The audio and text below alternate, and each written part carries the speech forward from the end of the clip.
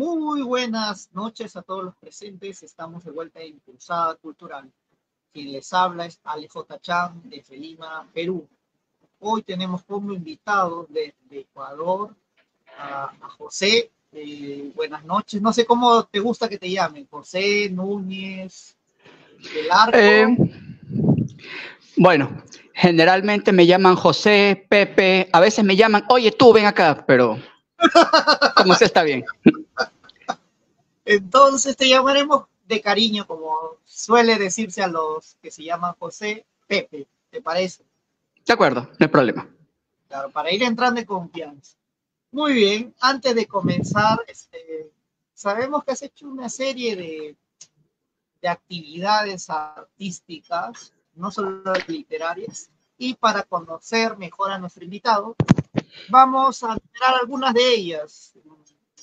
En primer lugar, como ya dije, naciste en Guayaquil, Ecuador, el 10 de agosto de 1980, escritor y fotógrafo, columnista de la revista De la Tripa en México. En el 2004 te uniste a la agrupación literaria ecuatoriana Buceta de Papel, activa hasta principios de 2014, perdón. 2014. Publicaste, sí, 2014, mil disculpas. Publicaste el cuento corto Los Hermanos del Confín del Mundo, la antología Buceta de Papel, en la encrucijada de un tipo perdido. Un artículo tuyo sobre la vida nocturna en Ecuador, acompañado de tus respectivas fotografías, apareció en la revista turca Jenin Harman, espero estar pronunciándolo bien. Lanzaste tu primer libro de cuentos cortos, El aullido de las moscas. Dirigiste un taller en Librimundi, Guayaquil, sobre literatura gótica de vampiros. Publicaste en Argentina una novela de temática gay, Doblemente Distante. Lanzaste en Quito, Ecuador, tu cuarto libro, El diario de la mujer fantasma. Publicaste un cómic de estilo manga, Death Metal Volumen 1, junto con el dibujante David Méndez. En 2016 ganaste el segundo lugar en el primer festival de fotografía en la Alianza Francesa de Guayaquil. 2017 colaboraste en la creación de personajes para el artbook de David Méndez, presentado por la Universidad Católica de Guayaquil. Pues, bueno, es vasto, ¿eh? Tengo que ponerme a respirar. Continuamos. Eres coautor de la novela Diosa Verde, La Tabla de Esmeralda, junto a Ulises Castillo y Jorge Escobar. Publicaste las novelas Shinjuku Blues, disponible en formato papel y digital. 2022, perdón, te uniste a la Casa de la Cultura Núcleo del Guayas,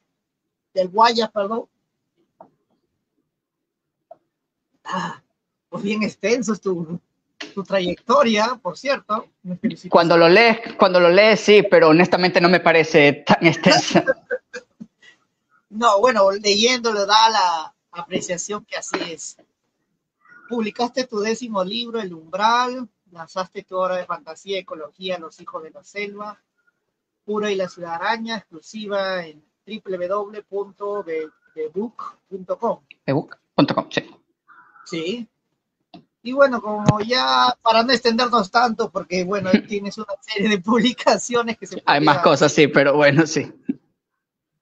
Pero me gustaría empezar por la fotografía, que me parece está muy conectado con tu literatura, con tu arte en general.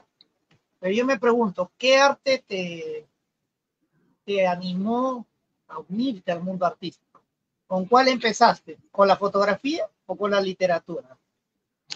Bueno, aunque parezca gracioso, yo quería ser pintor, pintor y arqueólogo cuando era muy pequeño.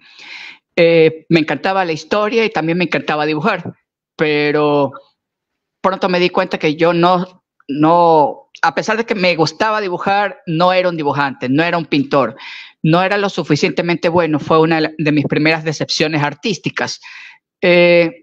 Y bueno, la arqueología, aunque aún me gusta la historia, aún me desanimé en seguir estudiando arqueología o historia. Entonces me fui acercando a la fotografía, que era lo más parecido al dibujo, gracias a mi padre que tenía el hobby de tomar fotografía.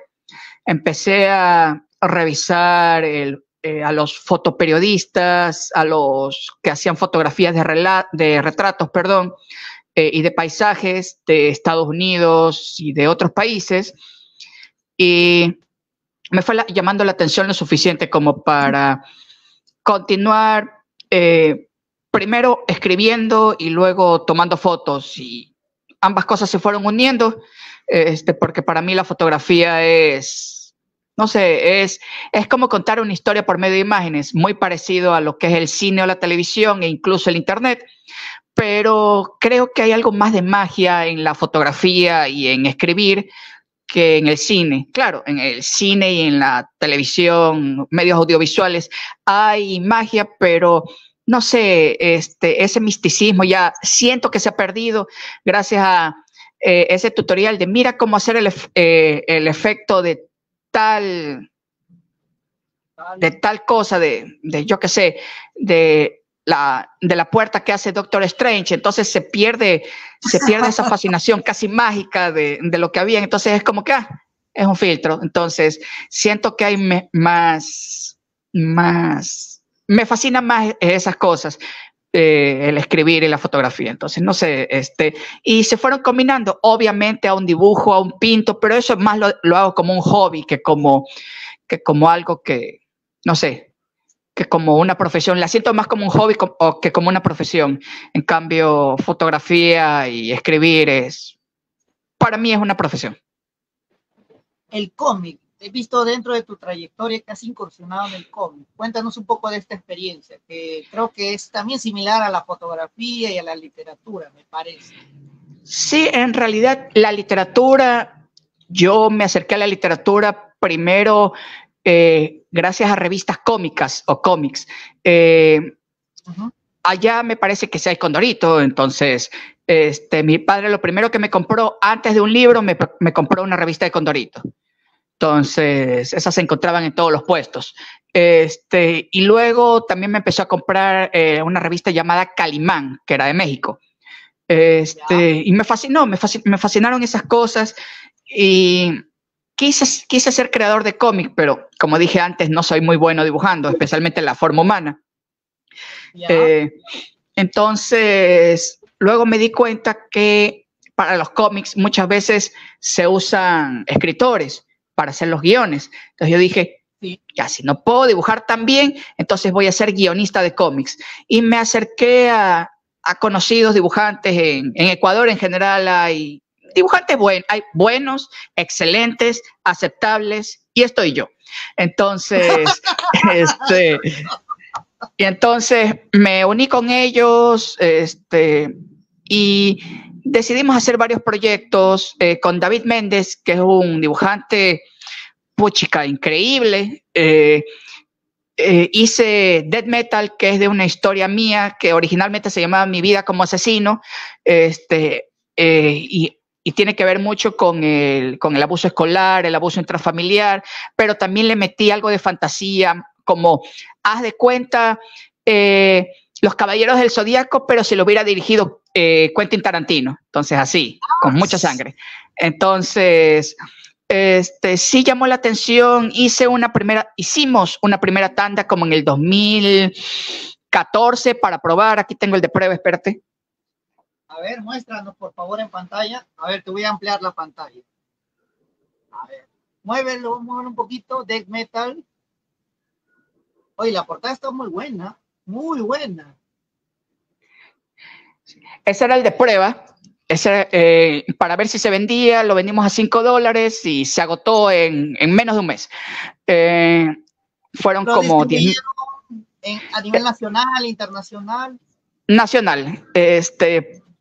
Los dos invertimos para eso. Bueno, él tuvo la suerte de ir a Perú, creo que a una convención de cómics, y también algunos los vendió allá. Iba a ir a otros lados, pero bueno, la economía. De la FIL de Lima no llegó a ir. ¿Alguna oportunidad? No, me parece que no estoy seguro. Me parece que llegó el artbook de él, en el que colaboré con el texto, pero Death Metal no, porque se agotó bastante rápido. Luego, en el 2016, hicimos una reimpresión con el primero y el segundo capítulos unidos, obviamente mucho más grande, tipo como un momento. No, adelante, no te preocupes. Esta es la reimpresión, con un pin. Ah, ¿no? con un pin. Ah, es otro. Sí. Es Más otro gruesito. cantante. Sí. Ya. Igual lo vendimos a $5 y ese también se agotó bastante. Es más, la gente me pide la continuación porque en teoría se iba a dividir en 2 volúmenes. Este volumen que mostré, el grandecito, y un segundo volumen que ya era la pelea total con el antagonista mayor. Porque, a ver, esta historia es súper chévere porque Cuéntanos la sinopsis. Mira, quiero escucharla. Mira, según una leyenda, el alma de Buda se dividió en 7 espíritus. O sea, espíritu y alma aquí no son lo mismo. Y cada uno de estos espíritus ascendieron al nirvana y todos ellos vivieron en armonía. Excepto el séptimo espíritu, porque el séptimo espíritu era todo lo malo del ser humano, la envidia, la ira, el resentimiento, la venganza, etc. Entonces los otros 6 espíritus, que eran parte de Buda, decidieron expulsar a este séptimo espíritu al mundo humano para que se depurara. Y él estuvo sufriendo el ciclo de la reencarnación dentro de la humanidad. O sea, él vivió en China, en Estados Unidos, en Europa, en África, por todos lados, hasta que en el momento en que se desarrolla la historia, es un niño en Ecuador llamado Josué Hernández. Y sufre de abuso por el típico bully en un colegio de allá de Ecuador, de aquí de Ecuador, y sus padres son unos borrachos que lo golpean. Teniendo este espíritu de Buda oscuro, él simplemente explota, teniendo todo el karma negativo que ha acumulado durante años, y se vuelve un asesino. Pero él no, en el fondo no quiere ser un asesino y huye. Se vuelve un niño de la calle, pero los otros espíritus lo están buscando porque al votar a este espíritu oscuro desbalancearon el cielo, porque necesitaban este séptimo espíritu para que se mantenga balanceado. Ahora tienen que hacerlo regresar, pero no lo pueden obligar, él tiene que aceptar regresar. Entonces toman forma humana o humanoide para poder hacer que él vaya de nuevo al nirvana. Pero poco a poco él va obteniendo los poderes oscuros, o sea, los poderes de las sombras, de la ira, ¿no? Hay algunos hermanos que están a favor de obligarlo a ir al nirvana y hay otros que quieren ayudarlo a vencer al hermano mayor, que el hermano mayor es algo parecido a este caballero dorado caballero zodiaco, este caballero Shaka, ¿no? Digo parecido, pero no es lo mismo, por si acaso. Por asuntos de copyright digo que no es lo mismo. Entonces, y no, pues al final él puede manipular a todos los seres que mata. Entonces, muy probablemente es una pelea entre luz o oscuridad y no necesariamente la luz es buena y no necesariamente la oscuridad es mala. Y en el fondo tiene algo que ver con que la gente que sufre puede volverse una abusadora más o simplemente parte de la solución. O sea, eso ya depende de cada persona, porque no cada persona que ha sufrido un trauma, un abuso o lo que sea, es necesariamente, se vuelve al final alguien bueno. O sea, después de terapia y esas cosas, no necesariamente uno puede volverse bueno. A lo mejor se puede volver el antagonista. Entonces, de ahí se desarrolla Death Metal, todo eso. Claro, en estos 2 volúmenes. Y me parece muy bien, muy plausible que el público lector se haya enganchado. Y el cómic, para serte sincero, yo lo miraba con cierta distancia al comienzo, pero me he recordado que yo también empecé a leer gracias no solo a los cómics, me acerqué a la lectura del libro Gracias a cómics como Condorito, historietas o libros que hablan de cuentos con dibujitos.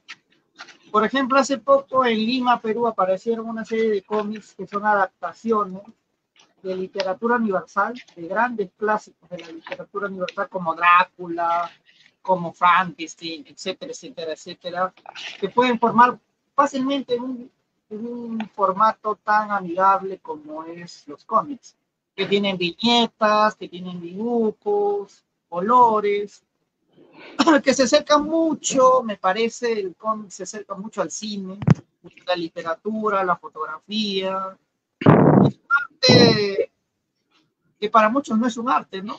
No sé si se le puede aplicar como arte literario. ¿Tú qué opinas? ¿El cómic se puede considerar un arte literario o qué tipo de arte es?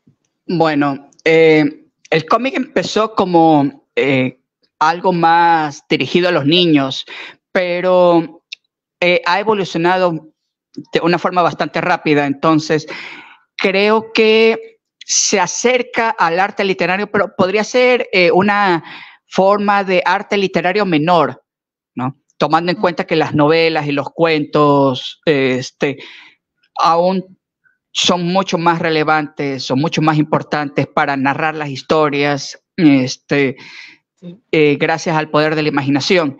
Pero también depende de los cómics, porque no vas a comparar que alguien disfrute de leer Condorito en lugar de leer, yo qué sé, Don Quijote, o si eres un poco más joven, Harry Potter.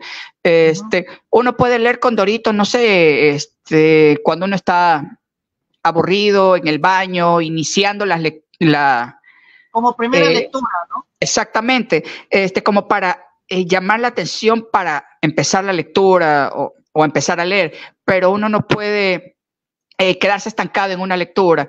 Tampoco uno puede obligar a la gente a decir, mira, tienes que leer esto y vas a amar el Quijote de la Mancha, porque a un niño que le des el Quijote de la Mancha vas a hacer que odie la literatura en lugar de que la ame. Entonces, tampoco uno puede ver con malos ojos a alguien que lee, yo qué sé, esas novelitas rosas románticas, porque a lo mejor eso es el que ese momento le gusta. O sea, ese es el problema con muchos escritores o gente que está metida en la cultura. Uno ve a alguien que está viendo algún tipo de lectura que no le gusta, que no le agrada, y lo ve por encima del hombro como un ser inferior, y ese es un grave problema. Por eso es que tenemos, mucha gente dice, tenemos gente que cada vez lee menos. ¿Por qué? En parte es culpa nuestra. O sea, también culpa de ellos por no expandir sus horizontes, pero obviamente también culpa nuestra por intentar ver por encima del hombro en lugar de ayudarlos a dirigirlos a una lectura diferente, a una lectura que tal vez les llame la atención. Les estamos ahuyentando a los lectores, me he dado cuenta con esta actitud grotesca, grosera, petulante, poco fiable, monstruosa, sí, porque nos estamos presentando no como seres humanos, sino como monstruos que están encerrados en un castillo de marfil, donde literalmente seguimos encerrados y no podemos escuchar ni abrir nuestros horizontes, ni nuestras miradas. Y, por ejemplo, yo he visto que la mejor literatura hoy en día toma de todas partes, toma de la cultura popular, si se podría denominar así, el cine, la televisión, el cómic, la música. Toda esta cultura popular lo toma y forma parte de la literatura y se combina con la alta cultura que conocemos muy bien. Pero es algo que muy pocos escritores han dado cuenta, de que podemos fusionar ambos tipos de cultura, ¿no? Es que justamente ya no podemos echarnos atrás, estamos en un mundo globalizado, por eso es que también me encanta poder colaborar con la revista de La Tripa por la cantidad de diversas voces, columnas y gente, colaboradores que hay ahí. Uno puede ver las diferentes expresiones artísticas y opiniones que hay alrededor del mundo. En un mundo globalizado podemos mantener nuestra cultura, nuestras costumbres, pero al mismo tiempo tener una visión más amplia del mundo. Si simplemente nos vamos a esconder de del mundo y vamos a tener en nuestra esquina y solo nos van a leer 2 o 3 personas, eso no es conveniente. Primero, para nuestra arte y segundo, si es que queremos vivir de ello, para nuestro bolsillo. Entonces, eso es un poco complicado. Claro, a nivel comercial, obviamente que no contiene, pero hay autores, me parece, que están muy enmarcados en el siglo XX, XIX, en corrientes literarias que ya están desfasadas. Indigenismo, regionalismos, ese tipo de corrientes. No sé, ¿qué opinas tú de esos escritores que se han quedado en el siglo pasado? O incluso peor, en el siglo XIX, XVIII.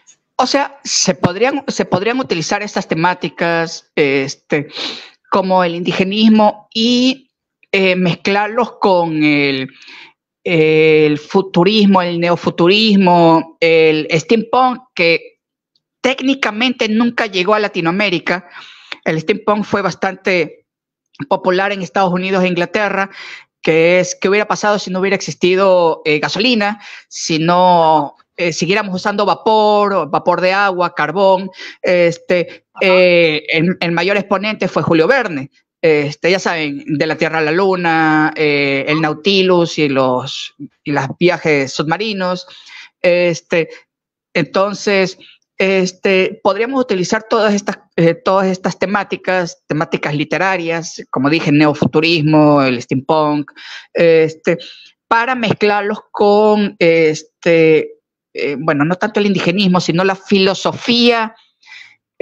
No quisiera decir indígena, porque a pesar de que no soy, esta es una palabra muy popular en Estados Unidos, en Internet, a pesar de que no soy cristalito, no me suena bien eso de indios o indígenas, sino porque la idea de Colón era que había llegado a la India y obviamente no estamos en la India. Entonces, no sé, podríamos utilizar las leyendas, la filosofía e incluso el idioma quechua para crear personajes originales, historias originales. O sea, utilizando filosofías ya creadas, ya establecidas, crear algo original nuestro. Hay cómics, tengo entendido que hay un creador de cómic colombiano que ha hecho eso con, a ver, ¿cómo los podríamos llamar?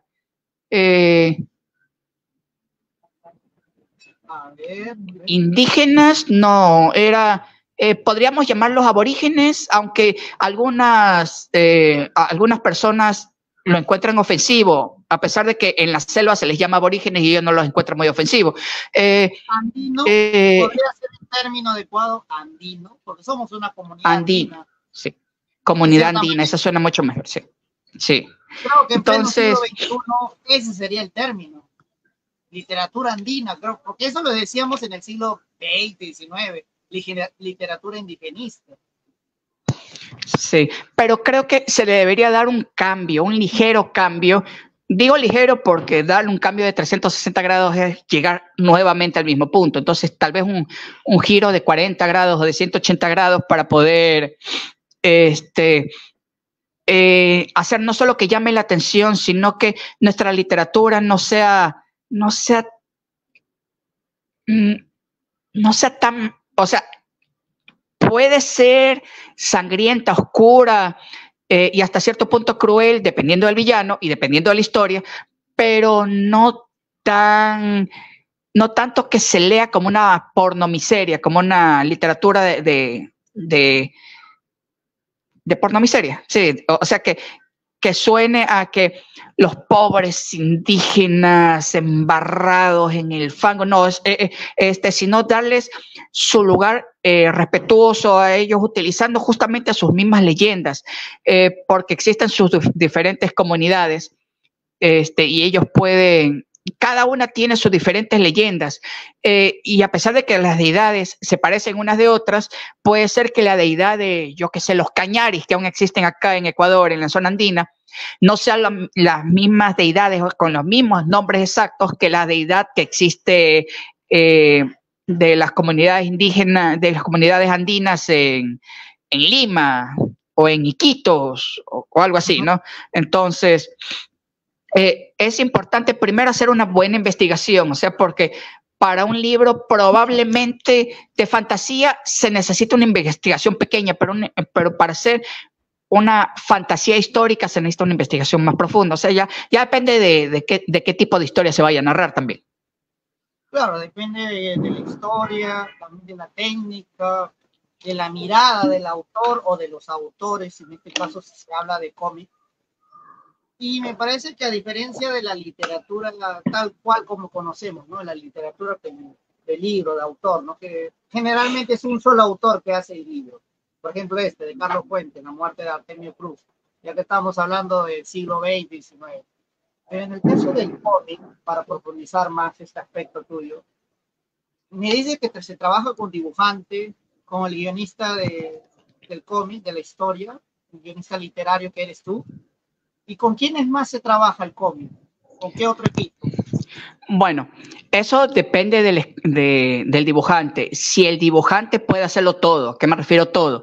El entintado, que muchas veces el entintado es digital, o sea, con las tablets, los pads, como se les diga, pero algunos dibujantes lo hacen con tinta, o sea, literalmente con una pluma lo entintan el dibujo. Empieza con dibujo a lápiz, luego el entintado, luego colocación de textos y maquetación. Pero hay algunos dibujantes, como este chico David Méndez, que él hace todo, entonces de ahí que se demora bastante. Aparte de la persona que entinta, aparte de la persona que coloca el texto, obviamente estoy yo como guionista.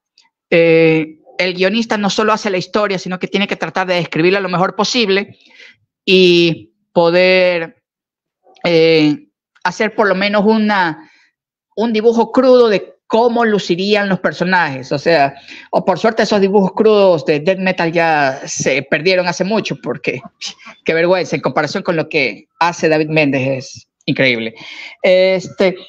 Y gracias a eso llegué a hacer algunas historias en periódicos locales. Hay un periódico... es un periódico amarillista porque es un poquito sangriento. Sí, creo que en Lima, bueno, cuando yo estuve en Lima, que fue por allá por finales de los 90, sí me acuerdo que había uno parecido al Extra, no sé si todavía habrá, ya ni me acuerdo el nombre, pero bueno, y yo trabajé siquiera, o sea, colaboré, pero para un periódico aquí en Guayaquil, ¿no? O sea, el de Lima nunca llegué a colaborar. Pero colaboré, ellos les gusta hacer esas historias tipo cómic, pero desde el punto de vista de leyendas, de romance, o sea, romance como novelita rosa, y también de crímenes, ¿no? Crímenes, algunos reales, o la mayoría son reales, ¿no? Claro, entonces... Crónicas sí. Rojas, algo así. Exactamente. Entonces yo tenía que adaptarlo para que se pareciera a ese crimen, pero no fuera exactamente el mismo. O sea, hacerles los cambios necesarios para que el periódico no fuera demandado. Entonces, ahí hice algunos, luego hicieron folletines, o sea, cómics pequeños. Déjenme mostrarle, aquí tengo uno. Claro, adelante. Te voy a proyectar en grande. Si lo vemos, la portada se ve, pero podrías moverlo a la derecha para ver el título. ¿Ahí? Novela diaria, martes. El monje sin cabeza. Ah, ya. Claro, esa es una leyenda bien clásica, creo que de Estados Unidos, o me parece de toda Latinoamérica. En realidad de toda Latinoamérica, porque el monje sin cabeza hay una versión en la ciudad de Cuenca, Ecuador, hay otra versión en Riobamba y hay otras versiones. No sé si en Perú hay más de una versión, pero aquí en Ecuador hay como 3. El famoso pistaco, que se puede relacionar con la leyenda del jinete sin cabeza. Sí. Y hice algunas, obviamente ahí era un buen sueldo, el mejor sueldo era para el dibujante, pero obviamente al guionista le pagaban. Fue una buena época en la que literalmente viví de mi arte, viví de escribir, hasta que llegó el COVID. Pero bueno, esa ya es otra historia. No, pero qué invidiable. Sí. Envidia sana, por cierto, los pocos que pueden vivir de su arte y recibir un pago por ello. ¿Y cómo fue esta experiencia? ¿Duró cuántos años? Me dices hasta el COVID, pero ¿cuándo empezó? Bueno, la experiencia fue intermitente.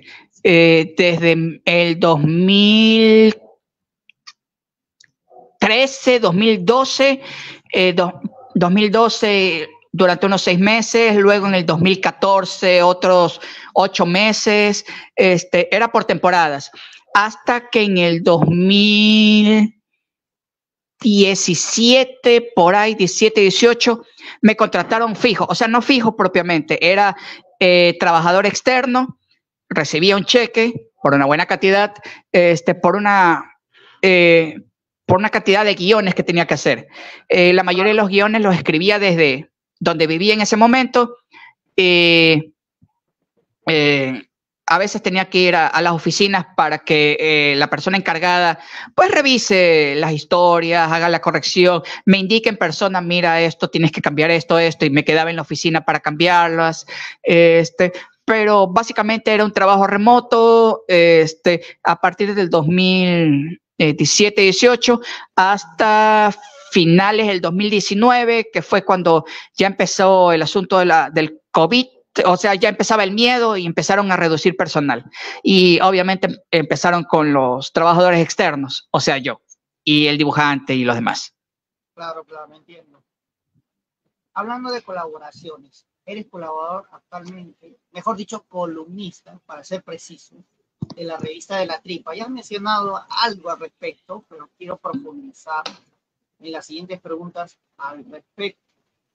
¿Cómo llegaste a la revista de La Tripa, para comenzar? Vaya, si soy sincero, no recuerdo muy bien los detalles. Estaba buscando revistas para colaborar porque, honestamente, la cantidad de revistas culturales en mi país han bajado. Con decir que casi no hay ni siquiera revistas digitales, y eso ya era preocupante. Antes, en la década del 90, sí, antes en la década del 90 había blogs, toda la cosa, pero ahorita como que, no es que no hay, ha bajado. Y muchas de estas revistas son un poquito exclusivas. Por ejemplo, hay una revista llamada Diners, que obviamente tiene que ver con la tarjeta de crédito Diners, que es cultural, o sea, tiene que ver con la cultura, pero son un poquito más cerrados en aceptar nuevas voces, a menos que, bueno, el amigo del amigo te recomienda, ¿no? Claro. Y, bueno, estuve buscando y de repente esa revista, por cierto, quería comentar, lo he leído algunos artículos, sí, tiene buenos contenidos, ¿ah? Pero no sabía de ese aspecto, que eran bien cerraditos, ¿eh? Sí, eran bastante cerrados. Y esa es la parte negativa. Inclusive yo varias veces intenté escribirles y ni siquiera decían no estamos interesados, o sea, nunca respondían. Entonces, no ibas a rogar, o sea, puedo insistir, pero ya rogar eso. En fin. De Rubén Darío. Bueno, no, ese es bueno. El de Rubén Darío, sí. Sí, es bastante bueno, y obviamente él en su momento también me hizo una entrevista más o menos parecida como esta, cuando iba a sacar el libro El Umbral, ¿no? Estaba en uno de mis tantos trabajos después de que me caí, como te comenté en el asunto COVID. Estuve trabajando en un hotel en Manta, Ecuador, pero era temporal. Pero bueno, ahí estuve, ahí me entrevistó y justamente hablamos. En ese momento no tenía propiamente el proyecto del periódico, o no me lo había comentado, pero me había dicho que estaba interesado en hacer algo así. Entonces, súper chévere. Todavía está en veremos ese asunto de si colaboro o no con él. O sea, Darío tiene la última palabra. Claro, obviamente. Sí.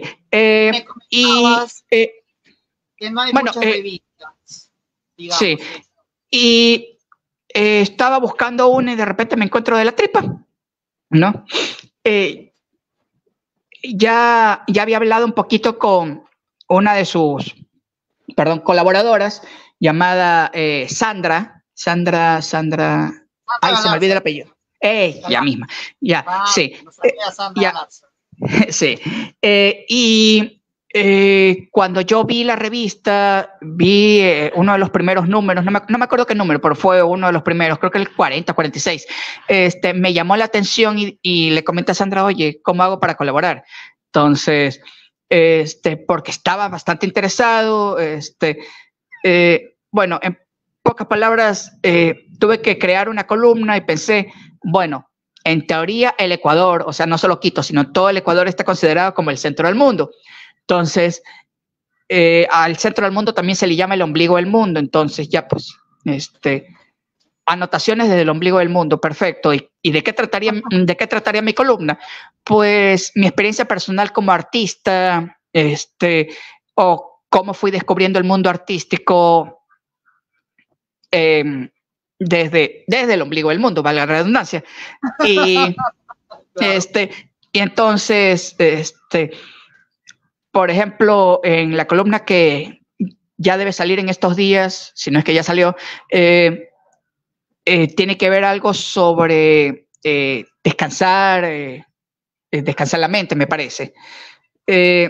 Y aquí es donde yo, bueno, no es propiamente una queja, sino una reflexión de cómo un escritor intenta alejarse de escribir para desestresarse y muchas veces no lo logra, o sea, porque inclusive tiene que escribir hasta en el WhatsApp y muchas veces tiene que exagerar algún evento para impresionar a la persona que lo lee del otro lado o probablemente tratar de engañar a algún deudor que lamentablemente nosotros los artistas estamos perseguidos de gente a la que le adeudamos plata.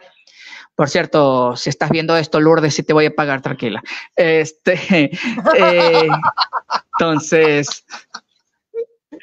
Bueno, está hecha la aclaración y está grabado en vivo. Sí. Sí. Entonces, muchas veces no es fácil que un escritor realmente descanse de escribir o por lo menos de crear. Entonces, mi columna se basa en eso, en mis experiencias personales y a lo mejor en mis opiniones, no tan políticas en sí, pero sí a veces un poco controversiales.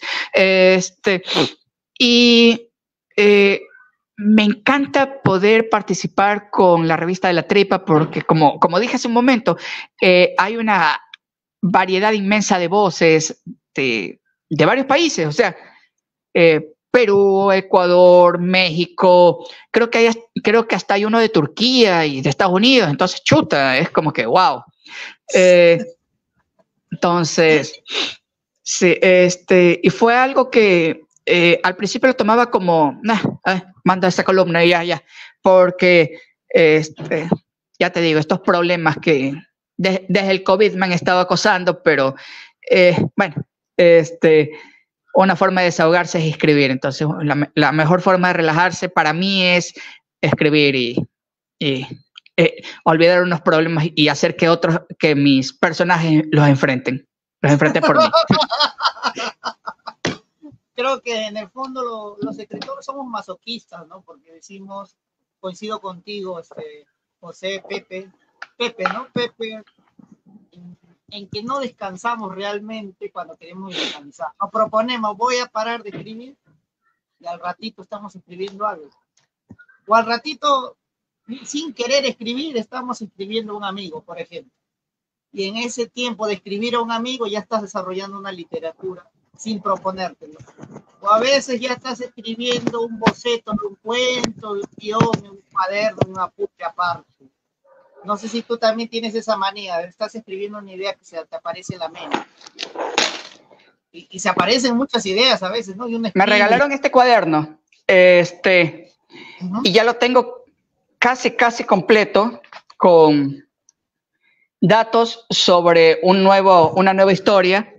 Pensé descansar siendo profesor de literatura, me contrataron en un colegio pequeño, y empecé a dar literatura, y conversando con uno de los alumnos, mientras me contaba un poquito su historia, y al ver el estilo de vestimenta que usaba, o sea, a pesar de que usaba uniforme, los anillos que usa y ese tipo de cosas, yo dije, este muchacho sería perfecto para una historia de vampiros, pero de temática infantil, juvenil, no infantil, juvenil. Entonces, y empecé, y sin darme cuenta ya estaba escribiendo la historia. Entonces, primero en mi cabeza y luego en el celular y después en una laptop, y por último, como me lo seguí imaginando, busqué una de esas inteligencias artificiales, di la descripción y por ahí tengo los bocetos en inteligencia artificial. Obviamente, las inteligencias artificiales yo las uso más como una herramienta, o sea, como un apoyo, un bastón más no un andador, porque mucha gente, o por lo menos gente más mayor que yo, piensa que la inteligencia artificial literalmente va a robarnos los cerebros y eso es solo si nosotros nos dejamos, solo si nosotros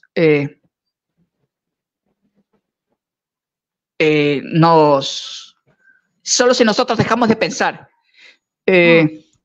Sí, porque el punto es que todos nosotros los artistas creamos con nuestra experiencia, nuestros sentimientos,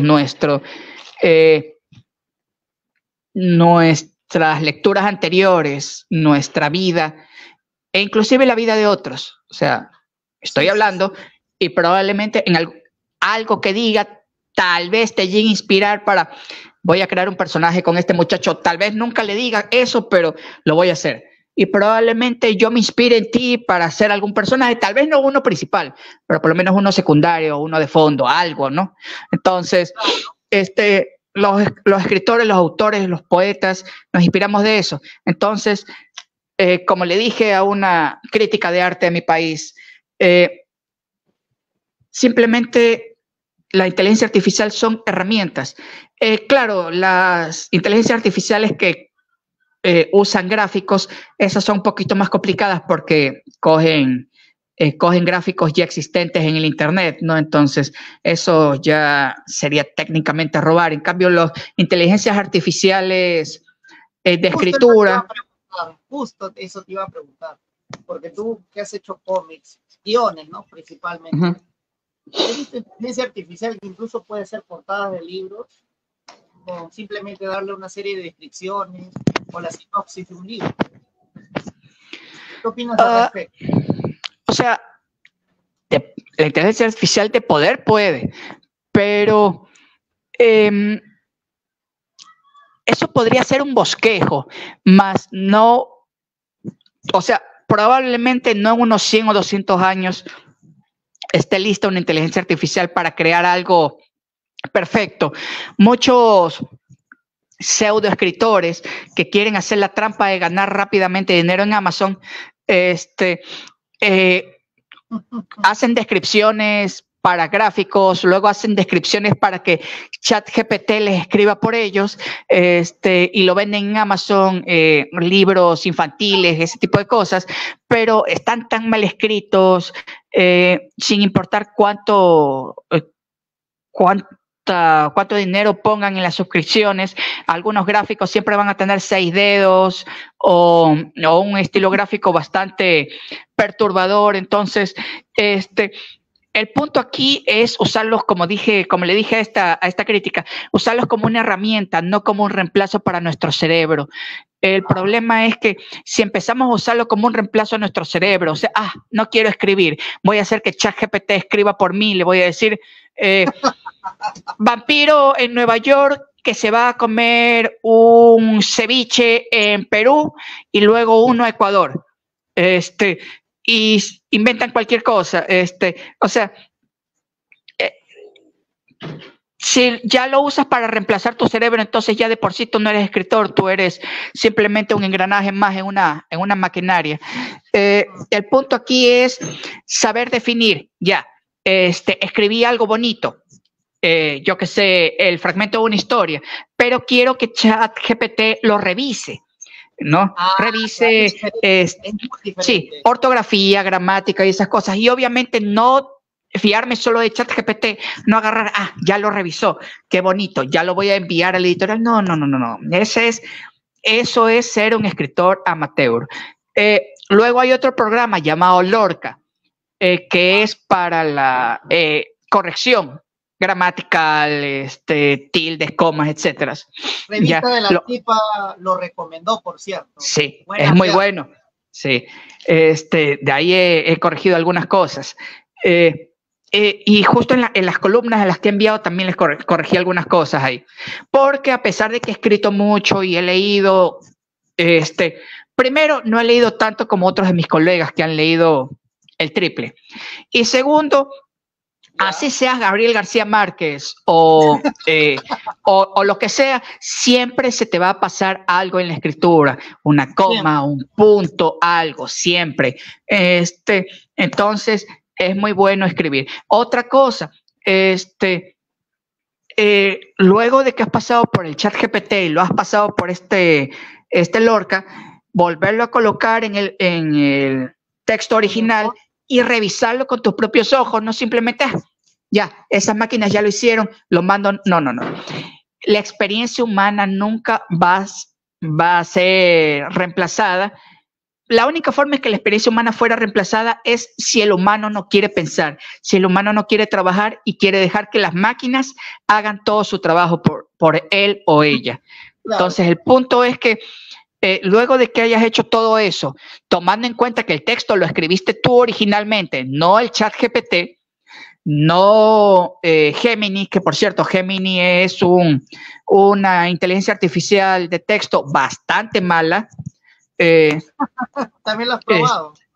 Sí, esa es peor. O sea, ChatGPT es la más decentita, pero aún así recurre en cursilerías, en cositas en textos bastante infantiles, y obviamente censuran algunas cosas. O sea, si yo escribiera algunos textos, porque algunos de mis cuentos adolescentes tienen que ver con sexo y tortura y fantasmas, algo así como el Marqués de Sade, si yo pusiera ese texto, obviamente la programación de ChatGPT no me dejarían ni revisarlo. Entonces, algunos de esos han ido directamente a Lorca para revisar. Sí, no responde. Dice que no se puede. Y entonces, obviamente normas de convivencia. Yo he visto. Exacto. Sí. Entonces, y obviamente el texto siempre tiene que ser primero tuyo antes de que cualquier texto de inteligencia artificial lo revise. O inclusive cualquier otro texto o cualquier otro procesador o corrector como Lorca, que es muy bueno, como afirmaste. Y de todas maneras, habrá textos o habrá novelas o habrá cuentos que tú no creas necesario que pase por ningún bot de inteligencia artificial o bot de ningún tipo, sino que simplemente lo envías.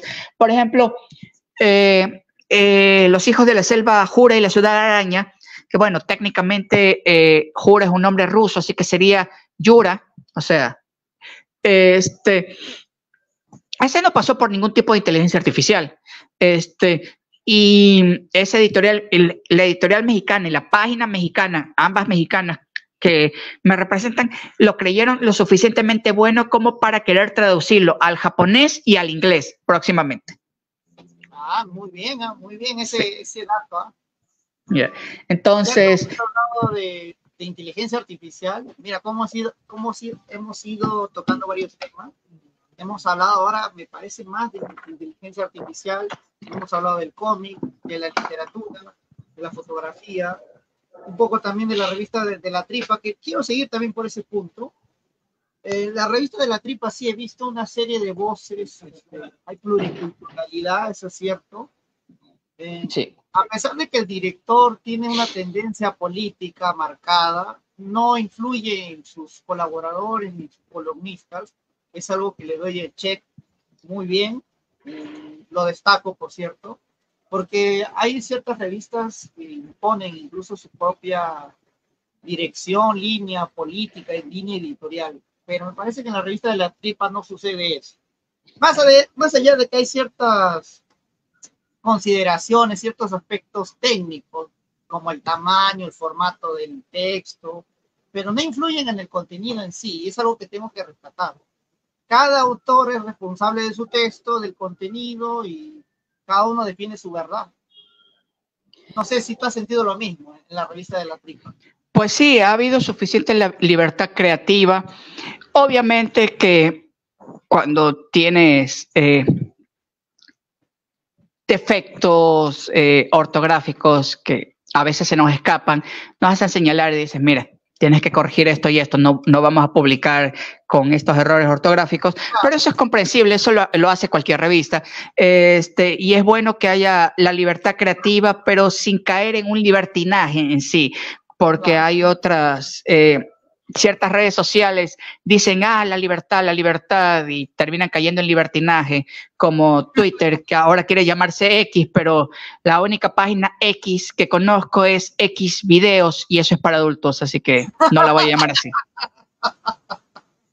Claro, es que, bueno, Elon Musk, creo que se llama el que compró Twitter. El Musk. Musk, sí. Como él compró, él es de La Plata, ¿no? Él dice, yo tengo plata, yo hago lo que quiera con esta empresa que yo compré. Le pongo X, ¿no? Tiene otro dueño que lo compra, pone Y, Z. Ese es el mayor defecto de la gente con dinero en general. Lo gracioso es que yo estuve en ambos espectros, en el espectro de hoy que como y en el espectro de hoy como caviar de desayuno y cerveza para la cena. O sea, por suerte viví los dos extremos y puedo apreciar lo malo y lo bueno de ambos puntos. Por cierto, hoy estoy en el espectro de hoy que como mañana, pero bueno, eso me ayuda a la creatividad. Bueno, regresando de La Tripa, me fascinó desde el nombre de la revista hasta la libertad creativa que hay no solo para los colaboradores, sino para los columnistas. Y el apoyo que hay para eventos. Y se intentó hacer un evento en Quito. Era un evento independiente. Finalmente no se dio por problemas varios. Problemas de contingencia. Sí, no vamos a dar detalles. Pero ¿cómo sería? Gerente, el dueño de La Tripa. El director, ¿no? El director estaba más que contento y dispuesto a apoyar para el asunto de si necesitaba traslado y ese tipo de cosas. O sea, qué genial eso de ahí. Eso creo que solo esta revista ha apoyado de esa forma a sus columnistas. Entonces, se concretó ese viaje, me parece, a México, querían hacer el evento. Eso está en veremos por el momento. En veremos. En veremos, o sea que todavía no está seguro, todavía no se concreta, dicen. Es una posibilidad, claro. El tema financiero ahí es importante también, ¿no? Para hacer un festival, me parece, un conversatorio, mesa redonda. Un conversatorio, y justamente sí sería interesante, pero lo que me preocupa en este momento es, sé que lo he estado repitiendo una y otra vez, pero es una constante, no el pequeño detalle de ir para allá a México es un poco incómodo decirlo, pero digamos que, a ver, aquí le decimos pelucones o aniñados a la gente con dinero, y a los pobres, pues igual pobres. Yo pasé de pelucón aniñado a pobre. No es, lo comento no para que, ay, pobrecito el escritor, pobre, no, sino porque comento esto para que entiendas lo difícil que es tan solo pensar ir a México. Claro, me han dicho que me van a apoyar y todo, pero me da un poco de vergüenza, si te soy sincero, porque chuta, me van a apoyar. O sea, sé que tengo talento, no porque me crea mucho, sino porque si me lo dicen mis familiares cercanos, voy a decir, lo dicen porque son mis familiares cercanos, pero me lo han dicho gente hasta que no he conocido, que me han pedido autógrafos, entonces como que ya me voy creyendo que hay algo de talento de tener por ahí. Entonces, pero aún así es como que... Todavía no te la crees. No me la creo. O sea, si cuando estabas mencionando mi biografía literaria, yo decía, ¿de verdad hice todo eso? Y empecé a revisar mis libros y dije, sí hice todo eso. Porque... No, o sea, es sorprendente tu trayectoria, en serio, muy en serio te lo digo. Me quedo sin aliento literalmente al leer toda tu trayectoria. Y eso que faltan los libros que hice para Amazon directamente, gano pendejada en eso, pero todavía están ahí. Tal vez algún día haga que los quiten porque los escribí cuando era muy joven. Obvio que van a descubrir 50.000 fallas, pero tal vez en algún momento haga una segunda edición mejorada, pero ya veremos. Creo que sería lo correcto una segunda edición, me parece. Sí, pero... vuelvo y repito, cuando mejore mi situación. Ahorita estoy mejor, no digo que no. Vieras hace 2 años. Pero yo lo que veo acá es que tú eres un poco, se podría decir, orgulloso por recibir un apoyo. Sí, mira, mi abuelo obviamente murió mucho antes que yo naciera, pero mi abuelo fue un escritor famoso. Pero antes de ser más que escritor, primero fue abogado, y fue abogado con dinero. ¿A qué me refiero famoso? A mi abuelo después de muerto lo tradujeron al francés, al inglés, ¿no? Que justamente se llama José de la Cuadra. Él, antes de, ¿cómo se llama este señor? Antes de 100 años de soledad, mi abuelo ya escribió una novela llamada Los Sangurima, que los entendidos estudiosos que, valga la redundancia nuevamente, han estudiado a mi abuelo, dijeron, uy, no, el que escribió 100 años de soledad le copió a José de la Cuadra. Puedo decirlo honestamente, si bien hay paralelismos, no es copia.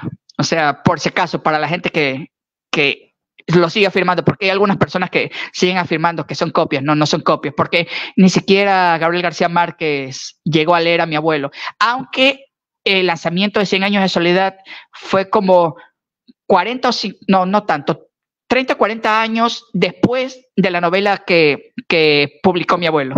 Entonces, aparte de eso, mi abuelo escribió otra novela llamada La Tigra, que es... tiene que ver mucho con el campo y la corrupción policial, pero al mismo tiempo también con el feminismo, pero el feminismo real, no el de verdad empoderado. La personaje principal era una mujer que era tan fiera como una tigresa, de ahí el título La Tigra. Entonces,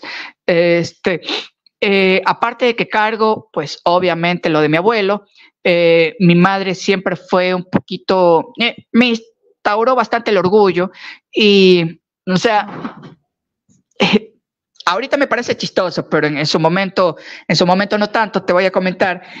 Estuve, para no tener que pedirle a nadie, porque llegó un momento en que yo estaba sin casa, con una maleta, con algo de ropa, ni siquiera mucha, y la mayoría eran libros. Y como no tenía dónde ir y no tenía dinero, estuve durmiendo en la calle, cerca de una semana. Tenía mi celular todavía, no otro que me robaron más adelante.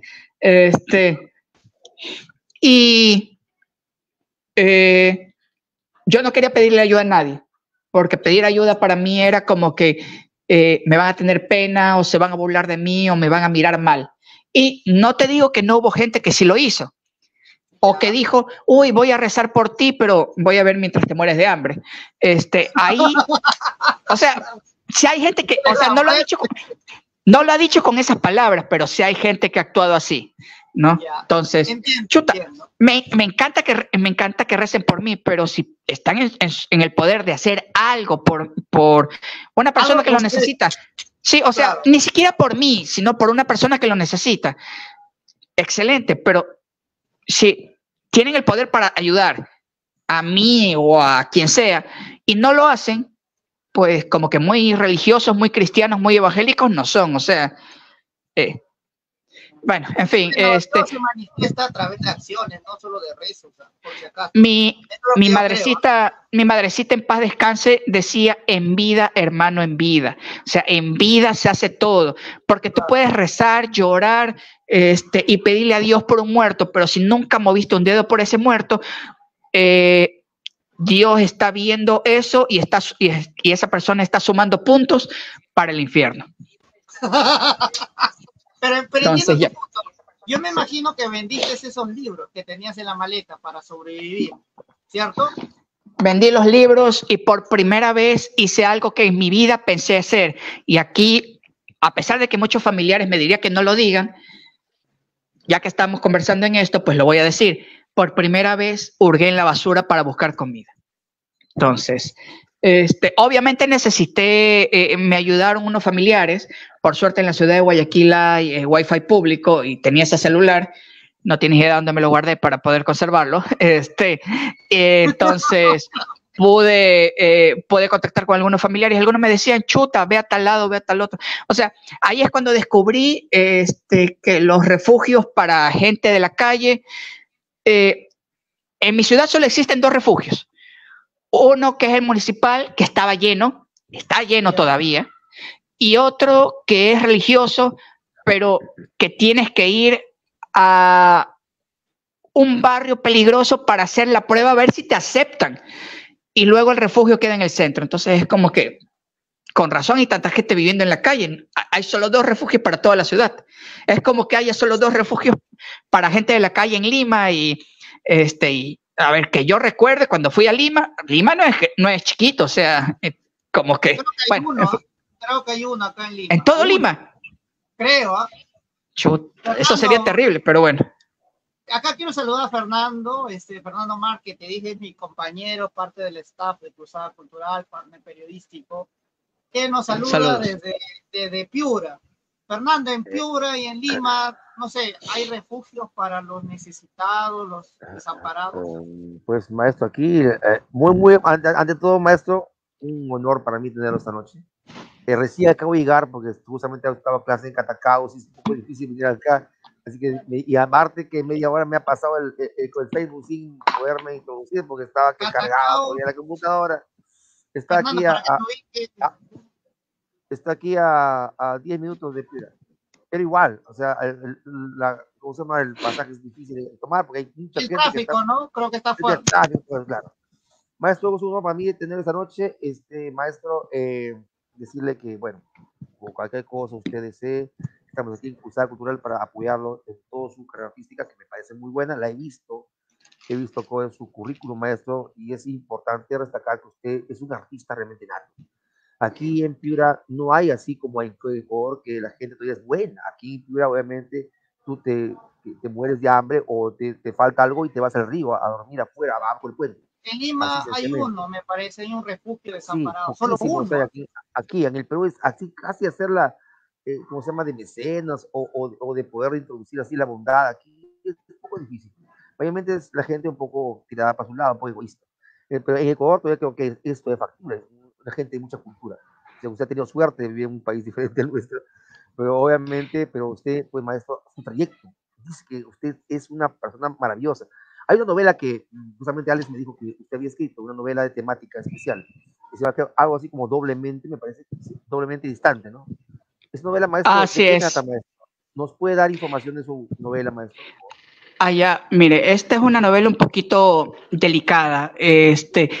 Yo llegué a leer la novela de Nabokov, Lolita, y me pareció bastante controversial, cruda, fascinante. Me pareció un poco cruel en parte porque desde la perspectiva del autor, no del autor, del personaje del profesor, culpaba propiamente a Lolita, o sea, como que Lolita era la coqueta. Y yo pensé, ¿pero qué hubiera pasado si esta historia hubiera sido en el siglo XXI con internet y que no fuera una adolescente y un hombre mayor? ¿Qué pasa si hubiera sido un hombre mayor que está descubriendo que patea con la izquierda, que recién descubre eso, y un muchacho que sabe completamente desde que salió del vientre de su madre que a pesar de que es niño, le gustan los niños también. Y obviamente este muchacho es joven, es pequeño. O sea, bueno, no es niño, tiene en la novela tiene 14 años, pero de todas maneras es mucho más joven al personaje cincuentón que está en el libro. Obviamente, esta persona y este muchacho se conocen por las redes sociales. En esa época lo escribí para Messenger, para que se desarrolle este chat mediante Messenger. Y inclusive hay secciones de Messenger. Y finalmente el cincuentón decide lanzarse a conocerlo, a pesar de que sabe que está mal por la diferencia de edad y toda la cosa. Entonces, están en dos países distintos. Por esa época yo ya había visitado Perú, primero justamente Piura y luego Lima. Dije, mira, voy a hacer que el chico sea de Lima. Justamente conocí a algunos amigos en Lima, o sea, hice nuevos amigos en Lima, y 2 o 3 de ellos tenían primos más chicos que ellos decían con una soltura que a mí me asustó y me sorprendió en esa época. Sí, soy gay, este es mi novio. Yo decía, ¿cómo? Y me sorprendió en esa época. Entonces yo dije, ¿Y en Piura mi personaje va a ser historias similares? Me pregunto. Historias similares, no exactamente iguales, pero similares. Y en cambio, en Ecuador, pues como conocía más o menos Ecuador y el movimiento artístico, yo dije, no voy a hacer que ese personaje sea yo, porque obviamente no soy yo, obviamente. Pero voy a hacer que el personaje sea un viejo fotógrafo que se junta con poetas. ¿Ya? Viejo fotógrafo, muy bien. No lo mires mucho, Fernando, nada más. No nos vayamos a confundir de viejo. Qué fatal, terrible.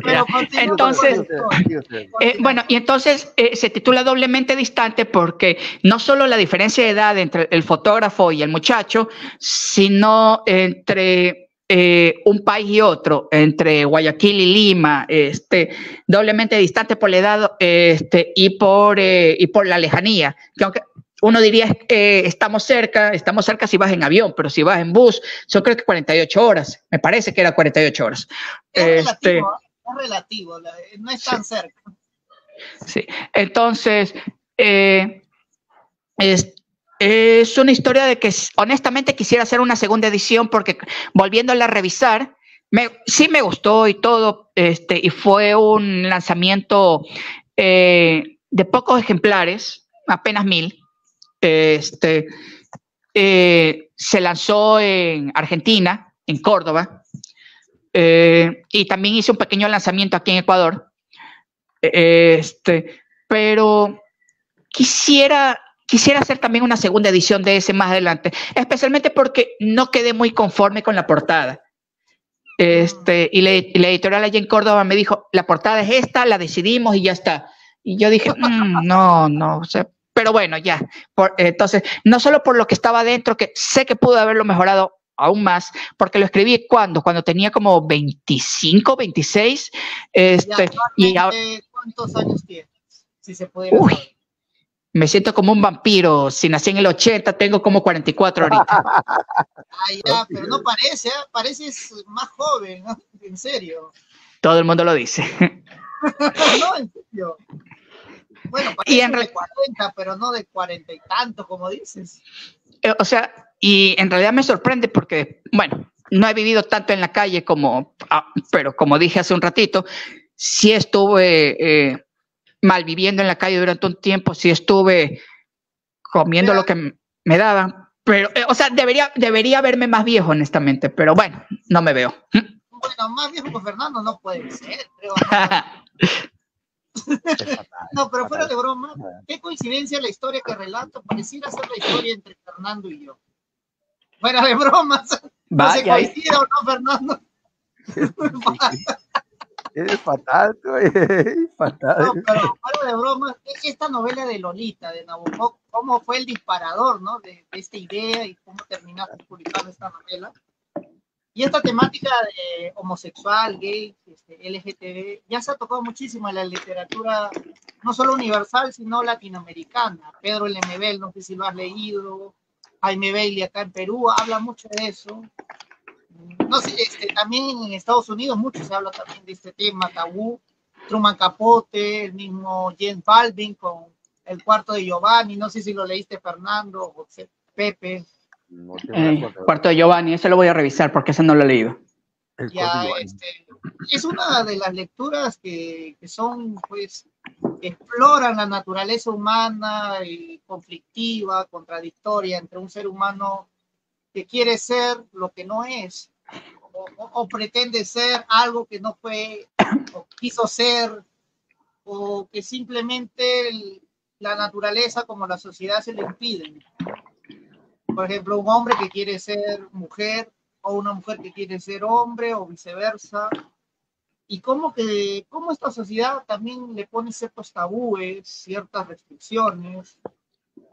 Bueno, esto en el ámbito social, incluso político, pero hoy en día es todo lo contrario, ¿no? Hace muchos años era un tema tabú, censurable, pero hoy se promueve y me parece que ya de una manera desmedida, ya creo que acá entramos en la parte política. Bueno, eso es un poquito delicado, si soy sincero. Miren, la verdad es que siempre y cuando... se fue el audio, Pepe, se te fue el audio. Préndelo nomás el micro. ¿Ya me escuchan? Ya. Sí, ya. Ah, ya. Problemas técnicos. Ahora sí. O sea, siempre y cuando hay amor, pero obviamente no un amor con sus segundas intenciones, porque hay que tomar en cuenta que el ser humano es un animal. O sea, hay diferentes tipos o escalas de amor. El uno es el amor sexual, el otro es el amor espiritual y obviamente que haya límites, porque uno puede amar a su amigo, a su hijo, a su sobrino, a su prima, pero debe haber límites, límites, por ejemplo, no me voy a ser novia o novio o lo que sea de un niño o niña de 12 años, porque caramba, son muy chicos y no pueden aceptar, no pueden decir, sí, claro, o sea, porque probablemente eso sea manipulación. No probablemente, es manipulación. Grooming, que le dicen los gringos. Sí. Entonces, ese tipo de cosas, eso hay que dejarlos primero para los adultos, nosotros los adultos. Qué raro es decir nosotros los adultos, alguien que estaba viendo Ranma y medio hace una semana. Pero bueno, no, pero está bien, claro. Sí. Es un tema de adultos, no deberían involucrarse a los niños, ¿sí? ¿Correcto? Sí. Muy correcto. En el asunto adolescente es un tema que aún no se deberían estar involucrados, pero es un tema que por lo menos hay que hablar con ellos, no a calzón quitado, como decía mi padre, pero hay que hablar un poco para evitar que ellos también sufran de grooming, que le dicen, porque un adolescente también puede ser manipulado por un adulto. Miren a este cantante de los Red Hot Chili Peppers, un cincuentón que anda con una niña de 17 años y la gente no dice nada, entonces chuta. Woody Allen también es famoso por estar andando con niñas, siempre ha andado con niñas. Sí, eso... O sea, una cosa es guiarlos, aceptarlos, enseñarlos, aceptar como son, porque probablemente haya un hijo o un primo mío de ustedes o de algún conocido de ustedes que sea o afeminadito o delicadito o que le guste el rosa o las Barbies o cositas así. Tal vez guiarlos, comprenderlos, hablarles, pero no humillarlos, porque humillarlos es la forma en la que se les genere resentimientos, ¿no? Tal vez guiarlos en lecturas adecuadas de acuerdo a su edad, porque sea, no les van a dar una Playboy o les van a dar acceso a una página porno No, pues, a un es niño adecuado. pequeño, pero guiarlos a canales adecuados. Y hay que tener cuidado. Por suerte ya he visto suficientes famosos metiendo las patas como para saber dónde no meterlas yo. Entonces, Y los políticos también meten la pata, perdón, sí. que insista en el tema, pero se inmiscuyen en temas justamente delicados por los niños, la educación, la cultura, van metiendo un panfleto, una ideología que no les compete, me parece, porque finalmente es el adulto que tiene que decidir, no el niño, no el adolescente. Sí, Están en una etapa de formación, de crecimiento. pero aquí sí tengo que decir que las únicas personas que deberían guiarlos, aparte de los profesores, porque bueno, cuando uno ya está en la escuela o en el colegio, son los padres, madres, en el caso que no estén ellos, los abuelos o los tíos, pero si ellos no los guían y esperan que los profesores lo hagan por ellos, entonces, ¿qué esperan de sus hijos? O sea, muchas veces los padres van, lo digo porque con mi experiencia de profesor, y dejan a sus hijos y ni siquiera se preocupan por ellos. Hay otros que se preocupan, escriben, van a reuniones de padres de familia, pero otros simplemente no van porque no les da la gana, porque sí, o sea, ¿de qué sirve? Además, también tienen que estar vigilando. Yo como profesor soy relativamente paciente y bueno, pero ¿qué tal si hubiera otro profesor que, bueno, por suerte este colegio es chiquito y no hay, pero ¿qué tal si hubiera otro profesor que fuera malo, que los golpeara, que los tocara o algo así, o algo peor? Como digo, el colegio que estoy es uno pequeño y sé que no lo hay, pero ¿qué tal si hubiera? Y el profe no sabe, y el padre no sabe nada, o el madre, o la madre. Casos, ¿no? Hemos visto en los noticieros casos horribles. ¿No, sí, Fernando? Entonces, los padres deberían estar vigilantes e interviniendo en la educación. Los padres deben hacer que los niños reciban educación sexual. No me refiero a educación sexual a que un niño de 6 años le enseñen cómo ponerse un condón, porque ese tipo de educación, la educación, sí, pero por lo menos, ¿cuáles son tus partes, las partes que no deben ser tocadas? Sí, ese tipo de cosas. O sea, para un niño de escuela, para un niño de colegio, ahí sí, en los últimos años de colegio, la educación sexual propiamente, que es el orgasmo, ponerse un preservativo, cosas así para que ellos aprendan, porque si no lo aprenden del colegio o no lo aprenden de los padres, la típica conversación de abejitas y flores, pues le van a aprender de internet. Y créanme, en el internet hay cosas... Nada agradables. Por decirlo suavemente, o sea, nada agradable, sí, decirlo suavecito, nada agradable. Fernando también es profesor, enseña biología tanto en colegio y en academia. Y Fernando, tú también estás familiarizado al respecto, ¿no? No sé si tienes una opinión sobre el tema. El maestro lo ha dicho todo, el maestro sabe de lo que tiene que decir, ¿no? Obviamente, y los padres tienen que estar ahí, pero obviamente aquí en Piura se ve mucho ausentismo paterno, más que todo ahí las madres, que bueno, ellos con su conocimiento empírico pueden hablar, pero el padre y la madre a veces están tan separados que los niños están así divagando en una nebulosa. Este es un fenómeno mundial, ¿no, Fernando? Un fenómeno sí, pero aquí me da mucha lástima que muchos niños tengan que recurrir a gente como yo, por ejemplo, porque les dé algún tipo de consejo, porque su padre no tiene el tiempo de poder estar con él y darles el consejo que debía darle. Me da ese pesar por ahí. Acá hay un saludo, Fernando, de Ricardo Santiago Muse. El maestro. Saludos desde la perla del Chira Sullana, que también es parte de Piura, de Chira Sullana, ¿no? ¿Dónde queda más o menos, por ejemplo, Sullana? Aquí, Sullana está a más o menos 1 hora y media de Piura. A ver, Fernando, no, miento. Es media hora o 45 minutos de Piura. Sí, Fernando, tú cuando hablas con chicos adolescentes de secundaria, cuarto, quinto año de secundaria o academia, este aspecto delicado de la homosexualidad, de las protecciones, esas cuestiones tan delicadas, ¿cómo lo tocas?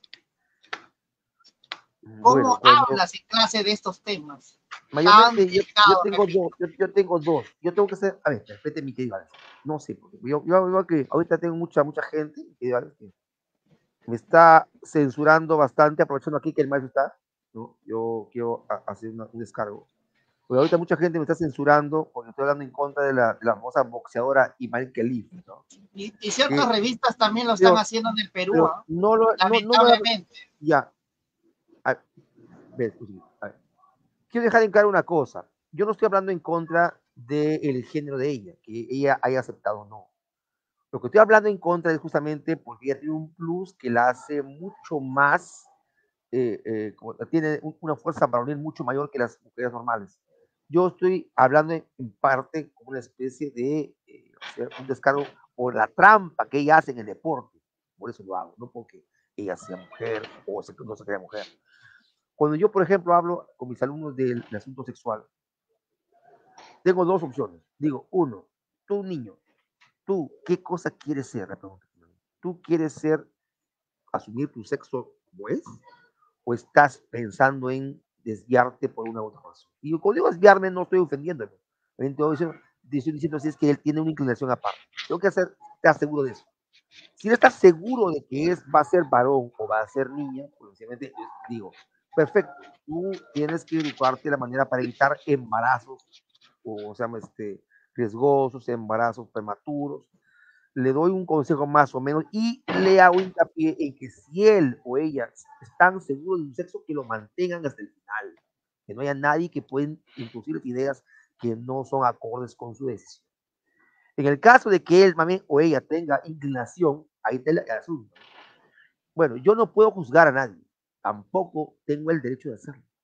Pero como profesor puedo decirle que su vida va a ser bastante difícil porque van a haber gente que no lo va a aceptar así. Y si él está decidido a seguir con eso, pues digo, pues está bien, tú decides, júntate con gente que te aprecie y te quiera como eres. Hay gente que no te va a tolerar. Hay que ver con quién te juntas, digo, porque tú en tu caso es mucho más riesgoso. Pero le digo, bueno, si tú has decidido y ya estás seguro que quieres eso, pues nadie te va a impedir, nadie te va a impedir, decir que no. Pero tampoco le digo, te entrometas en gente que no lo va a aceptar, porque sería algo en contra tuya, porque hay gente que no te va a tolerar. Y a la gente con que te gusta, sí, con esa gente, si ha aceptado que sea como tú, abiertamente anda, hazlo, no hay problema. No estamos en contra de eso, pero hay que entender que hoy en día los niños ya tienen una idea diferente a como nos quedamos nosotros. A nosotros nos imponían las cosas, ellos le dan libertad para poder elegir. Y a veces ya desde el colegio ya saben lo que van a elegir. Y yo no puedo con un niño desamanerado decir o burlarme de él, oye, es así, porque automáticamente estaría infraccionando contra ese niño, estaría yendo en contra de él, ya que hay un sistema que se llama el CICB. El CICB es un sistema en donde los niños abiertamente pueden entrar y denunciarte a ti si es que se sienten incómodos.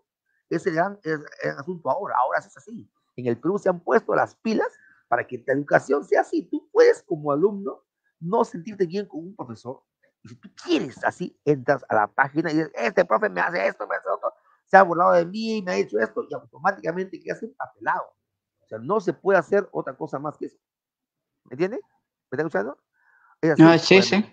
claro, así es el Fernando, asunto. pero en nuestros tiempos, en el colegio y la universidad, no era así, no podíamos ni quejar nada, ¿no? Y nos hacían peores cosas. Repito, Alex, eran otros tiempos. Ahora ya no es así. Ahora el niño, repito, puede ir con sus dos patitas a denunciarte si es que él cree que no le haces un bien a él, o te has burlado de él, o lo estás hostilizando también. Por eso yo he optado hoy en día de ser ya no como era antes. Yo antes, cuando empecé siendo profesor, era un profesor demasiado nazi. Yo era demasiado rígido, muy Tal cual lo que había dicho José, ¿no? vertical, Pepe claro, había descrito un claro, profesor vertical. severo. Ahora ya no, ahora ya soy mucho más condescendiente con ellos, los entiendo mejor, me he puesto en los pantalones y en los zapatos de ellos, pero aún así hay una franja de profesores que a mí ahora me ven como un profesor que no debe estar ahí, porque les doy demasiada confianza a mis alumnos, les doy demasiada confianza, O sea, los defiendo demasiado y hasta inclusive los maldigo demasiado. Ese es el problema, o sea, entonces, no se ni puede estar blanco ni ni con negro. Dios ni con el diablo.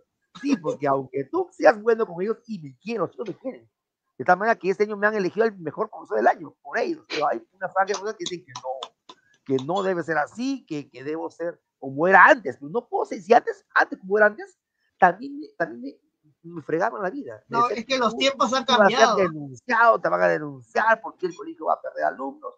Total, que yo, la verdad, te juro, he optado ahora la manera de irme con un alumno y hacer causa común con él. Para que de una manera él se sienta protegido y por lo menos hay alguien que le diga algo, porque ya tiene padres que son falentes en ese sentido. Uno tiene que hacer la vida hasta el papá de hijos que no son suyos. De igual, pues uno lo hace con gusto, con ese tipo pues ese maestro tiene mucha razón. El maestro ha dado bien el clavo cuando dice que hay gentes que deben guiar a los niños, porque hay mucha disfunción paternal y maternal en este país. Gracias, maestro. Yo creo, Pepe, no sé si estás de acuerdo de que los tiempos de ahora no permiten ser tan agresivos, tan severos a los maestros, porque inmediatamente te castigan, te censuran o te despiden. No sé si te ha pasado. Bueno, en realidad, sí, no, tratar de no caer en los extremos. No ser ni un nazi, pero tampoco ser demasiado paternalista. Sí tengo alumnos favoritos y algunos de estos alumnos y alumnas de repente me escriben en mi Instagram personal, que de todas maneras es mi Instagram de escritor, o me siguen por TikTok y les gustan lo que escribo, les ha ayudado a leer mejor, porque algunos no leían nada, su hobby era dormir, pero el punto es que uno tiene que tratar de cambiar con las épocas. Es difícil cambiar con las épocas, porque algunos profesores somos como los vampiros de esta saga, esta gringa llamada Anne Rice, la está del vampiro y ese tipo de cosas. Somos como esos. Sí, o sea, sí, somos justamente como los vampiros que algunos podemos cambiar con la época y otros no cambiamos, nos quedamos encerrados en nuestra época, en nuestras formas de ser, y no podemos evolucionar con el mundo, no podemos seguir al mundo. Y al no seguir al mundo, al no seguir las nuevas tecnologías, al no seguir las nuevas formas de enseñanza, pues simplemente nos quedamos atrás. Al no seguir las nuevas formas de escritura, obviamente nos vamos a quedar atrás. Y ese es un problema muy común. Por ejemplo, a pesar de que muchos me dicen que un escritor de verdad no debería tener, hay una página llamada Wattpad, que es más para historias infantiles, fanfics o cositas románticas medias raras. Yo tengo Wattpad.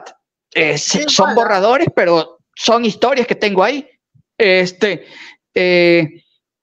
O sea, tratar de evolucionar con el mundo. Obviamente que para mí es un poquito más difícil,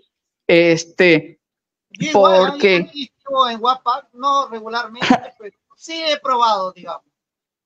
Sí, o sea, tampoco es que lo sigo a cada rato. O sea, yo ahí tengo de cuando en cuando leo a alguien. Es más, uno de mis proyectos para los alumnos de último año de secundaria es que vayan escribiendo historias en Wattpad de acuerdo a lo que les han estado aprendiendo, con palabras al azar. Y yo, como tengo un perfil en Wattpad, voy y los corrijo. Y no solo los corrijo, sino que en mis comentarios digo, esta historia es así, es asado, es cocinado, deberías mejorar esto y esto. O sea, como para que ya vayan teniendo la tendencia no solo de leer y escribir, sino que les tome el gusto. O sea, adaptarse a las nuevas épocas. Como dije, a mí se me ha hecho difícil, no porque se me ha hecho difícil, sino porque es algo que lo he dicho en otros lugares, pero lo digo poco porque tampoco es que me gusta andar promocionándolo como los cristalitos de hoy en día. Pero a mí se me diagnosticó hace ya un año, va a ser, se me diagnosticó finalmente, ¿cómo se llama esa cosa? Autismo, ¿ya? Pero el autismo más leve, el más bajo, el nivel 1, como se diría, sí, el más suave. Entonces, por ejemplo, aunque suene un poco egocéntrico, si no estuviéramos hablando de mí, estuviéramos hablando de cualquier otra cosa, tal vez no estuviera siendo tan comunicativo. Sé que suena egocéntrico, pero es uno de mis y otro de mis problemas, uno de mis problemas que ha sido el más grave y que tuve que enfrentarlo a la mala, es que yo no estoy acostumbrado al cambio. O sea, yo soy como el gato a la rutina. Y cambios de buenas a primeras es muy difícil. O sea, si yo pude cambiar, yo sé que profesores que tienen 60, 70 años pueden cambiar su forma de aprender.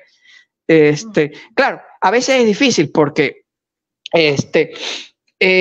tu alumno favorito probablemente esté bajando las notas porque cree que como eres su alumno, es su alumno favorito, y lo saben, porque así no les digas, ellos se dan cuenta, y ellas también, ellos creen que, soy su alumno favorito, no me va a dejar, ¿no? Entonces ahí es cuando obviamente se habla en general, que así yo tenga favoritos, voy a tratar a todos de la misma forma. O sea, a la hora de calificar. Obviamente les doy oportunidades a todos en las lecturas y todo eso, pero la semana pasada estuve, bueno, y hasta el principio de esta semana estuve tomando exámenes. La mayoría por puntaje me han sido exonerados. Unos cuantos no, obviamente.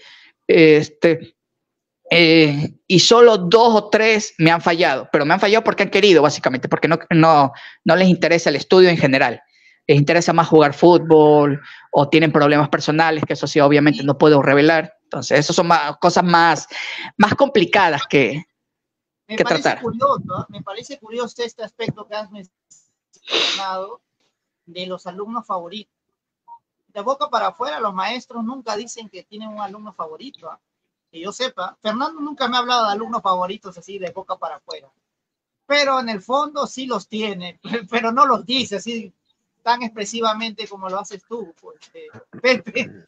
A ver, yo no estoy diciendo nombres ni de qué curso, tomando en cuenta que yo doy a todo el colegio. O sea, pero indirectamente lo estás diciendo, digo, indirectamente, claro. Sí, no. Dudo mucho que él o ella vean esta entrevista, pero tal vez sí.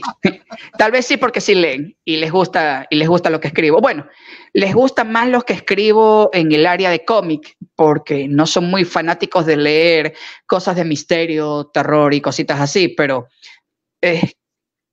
quién sabe, tal vez dentro de 10 años lo vean. El otro aspecto que quiero recalcar, que has confesado también, me parece aquí en el programa, y gracias por la honestidad, de ese grado de autismo leve, que aparenta ser invisible, se enmascara, porque a veces, como mi persona también, somos dos en realidad, Fernando también lo sabe, se enmascara en aquellas personas que tienen un alto funcionamiento, se le suele decir esto los especialistas, que hay personas con autismo de alto funcionamiento y de bajo funcionamiento, es decir, aquellos que ya logran un lenguaje, pueden hablar fluido, pueden interactuar de cierta manera con ciertas dificultades, aunque tienen problemas justamente con la adaptabilidad, con el movimiento entre rutina y rutina, no pueden seguir con el ritmo cambiante, constante de este mundo, y eso los lleva a entrar a crisis, y me incluyo, nos incluimos, Pepe. Y Fernando, me gustaría que hable algo al respecto, porque Fernando ha tocado este tipo de temas también en el aula. Sobre el primero, Fernando, ¿tienes alumnos favoritos? ¿Tienes? ¿Así lo dices a viva voz? ¿Cómo los tratas? No, o sea, yo ahora los trato con bastante gentileza, los comprendo más, les doy más permisos que comúnmente se puede dar. Pero ¿No tienes alumnos favoritos, Fernando? Vigilante. No, para mí todos son como si fueran mis hijos, ¿no?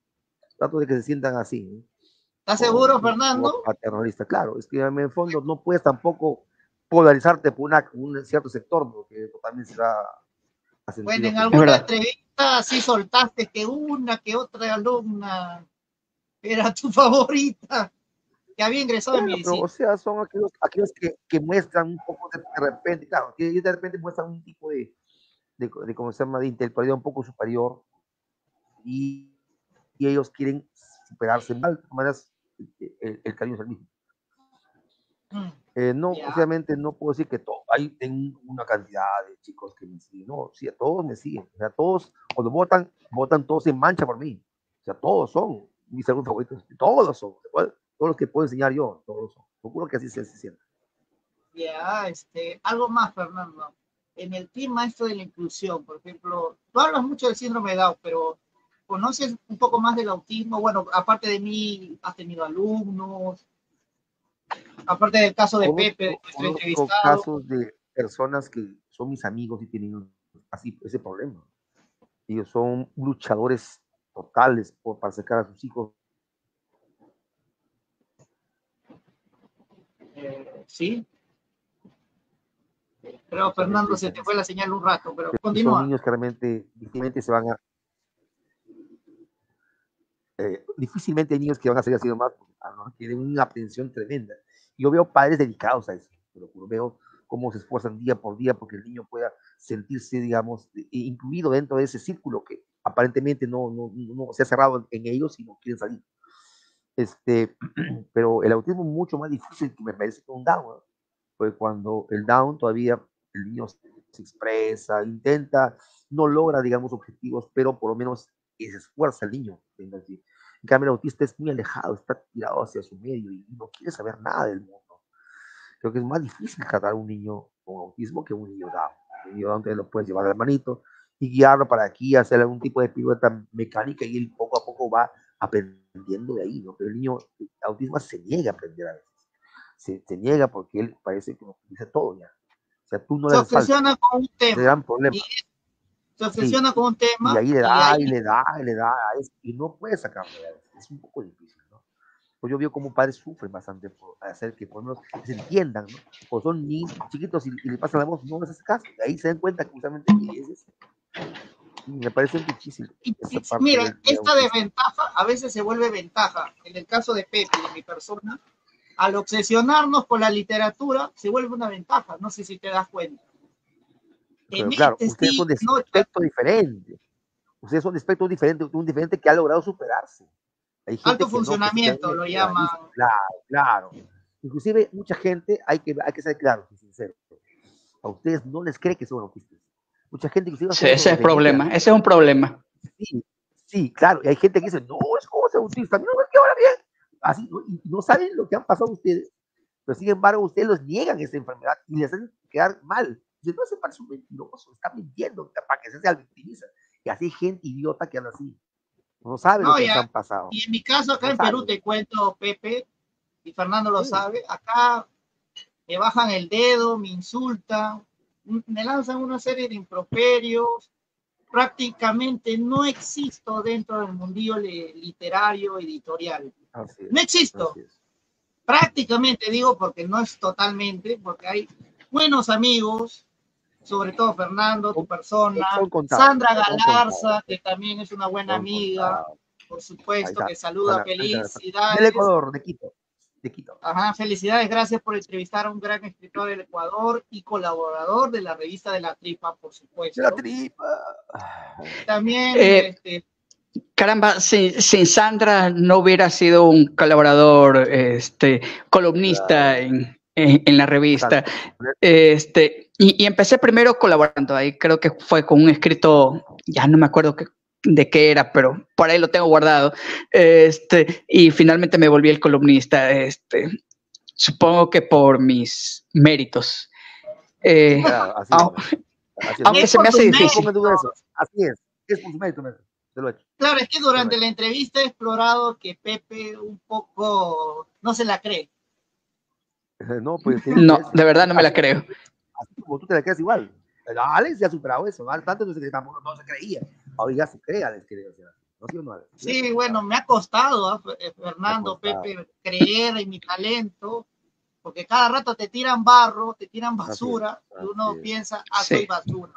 No, o sea, no es solo allá, o sea, aquí es lo mismo, especialmente es triste. Algunos que luchaban al lado de uno se superan y muchos de ellos se vuelven junto a los otros que te tiraban basura para seguirte tirándola. Obviamente no son todos, hay buenos artistas y gente de la cultura que me ha apoyado, me ha ayudado. Sandra es uno de ellos. La revista de La Tripa ha sido un gran apoyo. Y obviamente tienen una gran cantidad de personal y de voces alrededor del mundo, como dije al principio de la entrevista. Pero parece que este es un problema de toda Latinoamérica en general, o sea, del mundo, pero específicamente Latinoamérica, como que cada escritor tira para su lado y quiere hundir al que está al lado porque lo ve como una amenaza, no como un potencial aliado, un potencial, chuta, voy a apoyar tu historia porque me gusta y espero algún día me devuelvas el favor apoyando la mía. No, cada uno quiere hundir al otro y ese es un gran problema de los autores de Latinoamérica.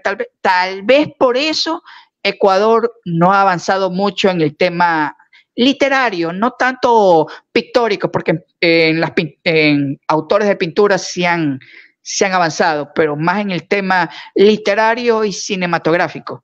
En ambas el Ecuador no ha avanzado. Después de Mario Vargas Llosa en Perú, de Julio Ramón Ribeiro y de César Vallejo, las tres luminarias que tenemos a nivel universal, no han aparecido otras estrellas literarias porque simplemente nosotros nos fagocitamos, ¿no, Fernando? Nos comemos vivos en el Perú.